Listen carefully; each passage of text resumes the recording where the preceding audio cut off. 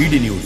महिला सशक्तिकरण को समर्पित एक भव्य समारोह में जनप्रतिनिधियों की मौजूदगी में अलग अलग क्षेत्रों में उत्कृष्ट कार्य करने वाली महिलाओं को सम्मानित किया गया। भारत की संस्कृति में मातृशक्ति को सर्वोपरि स्थान प्राप्त है और आज प्रदेश की 47% से अधिक स्टार्टअप्स में महिलाओं की भागीदारी ये साबित करती है कि बेटियां अब जॉब सीकर नहीं, जॉब क्रिएटर बन रही हैं। सरकार की लाडली बहना और स्वयं सहायता समूह जैसी योजना को महिलाओं की आर्थिक स्वावलंबन की बड़ी ताकत बताते हुए सभी सम्मानित प्रतिभागियों का स्वागत और अभिनंदन किया गया। कार्यक्रम में पैरा ओलंपिक में उत्कृष्ट प्रदर्शन करने वाली प्रतिभाओं को राष्ट्रपति पुरस्कार प्राप्त महिलाओं को भी विशेष रूप से सम्मानित किया गया। भारत के अंदर एक प्रधानमंत्री के दृष्टिकोण से सकारात्मक ऊर्जा की धारा का प्रभाव प्रारंभ किया। जीवन के अलग अलग क्षेत्रों में इतना बड़ा देश और इतनी विविधता में मन की बात के माध्यम से वो लघु भारत अपने सामने उपस्थित कर देते हैं। उत्तर दक्षिण पूर्व पश्चिम भारत के विविध प्रांतों में क्या क्या चल रहा है और क्या क्या चलना चाहिए, किन किन बातों से प्रेरणा लेना चाहिए, भविष्य के कौन से जवाबदारी वाले विषय सामने आ सकते हैं और उनमें हमारी भूमिका क्या हो। इतना अच्छा लगता है कि क्रिकेट खेलने वाले बच्चे भी संस्कृत भाषा देव भाषा के माध्यम से वो अपने भाव का अभिव्यक्ति और भाषा का उपयोग कर रहे हैं। न केवल क्रिकेट, संस्कृत में गीत भी तो देव भाषा को बढ़ाने का मुद्दा हो। कॉफी के उत्पादन से लेकर कॉफी के टेस्ट तक हमारे क्षेत्र के प्रत्येक विषय को लेकर माननीय मोदी जी हर बार मन की बात में वो सारे प्रेरक प्रसंगों को सामने रखते हुए वंदे मातरम की बात करके उनने हमको प्रेरित किया, जिसके बलबूते पर एक शब्द में देश की आजादी की ललक 150 साल पहले बंकिम चंद्र चट्टोपाध्याय जी के माध्यम से, और ये तो हम सबको भी पहली बार जानकारी आई है। गुरुदेव रविंद्रनाथ टैगोर ने अपने स्वर से उसको गायन भी करके ये अद्वितीय उपलब्धि हम सबके सामने दी थी।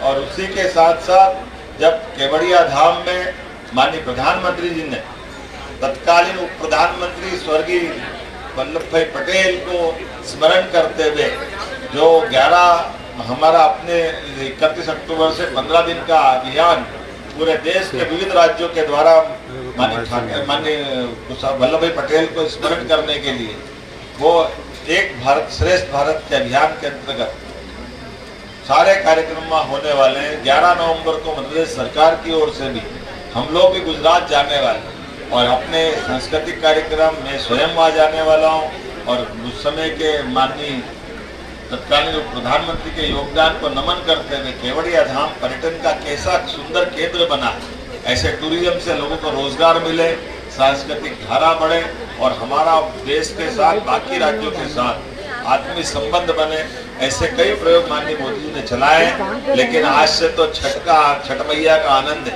बिहार सहित पूरा देश हमारे ये त्योहार दिवाली के बाद कितने प्रकार से आनंद देते हैं इसका एहसास होता है।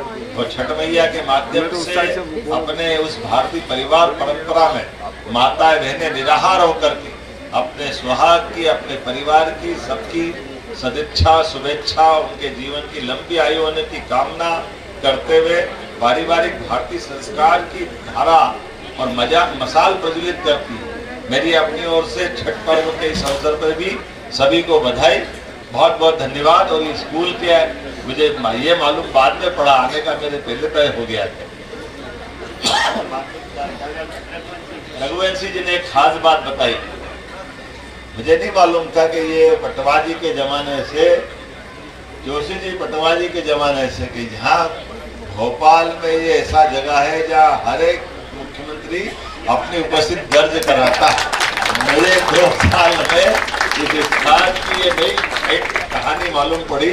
तो एक तरह से आपके यहाँ इस स्कूल में मुख्यमंत्री का आना का क्रम जारी है, मैं आपको भी बधाई देता हूँ। और ये स्कूल ने अपनी एक साख बनाई है सबके बीच, शिक्षा की धारा के साथ भविष्य की पीढ़ी को लेके चलने का ये जो संकल्प है, ये मन की बात को और सार्थक करता है।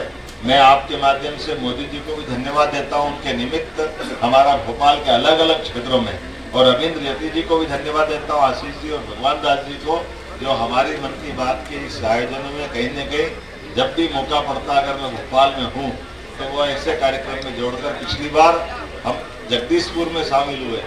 जगदीशपुर ये अद्भुत स्थान, भोपाल की पूर्व राजधानी भोपाल रियासत वो जगदीशपुर है, तत्कालीन समय में इस्लामपुर कहते थे, लेकिन अद्भुत बनावा है वहाँ का टूरिज्म और हेरिटेज वाकई हम सबको आकर्षित करता है। अगली बार कभी मौका मिले तो आप भी सब जरूर जाइएगा। एक दो जानकारी आपको जरूर देना चाहूँगा। 1 नवंबर को हमारा मध्य प्रदेश का स्थापना दिवस है और इस बार 1 नवंबर पर जुबिन नौटियाल का भी एक कार्यक्रम हम करने वाले लाल परेड ग्राउंड पे, और उससे बढ़कर सम्राट विक्रमादित्य का महानाट्य का मंचन भी भोपाल में होने वाला 2 और 3 नवंबर को। वाकई वो अद्भुत 2000 साल पुराना सम्राट विक्रमादित्य का काल, जब अपने देश के अंदर भारत में यहाँ से लगा करके अफगानिस्तान के आगे हिंदू पुस्तक पूरा भारत शकों के आगोश में विदेशी आक्रांताओं ने हमारे देश को गुलाम बना लिया, लेकिन अपने मध्य प्रदेश से विक्रमादित्य ने आज़ादी की ललक और आज़ादी की लड़ाई प्रारंभ की।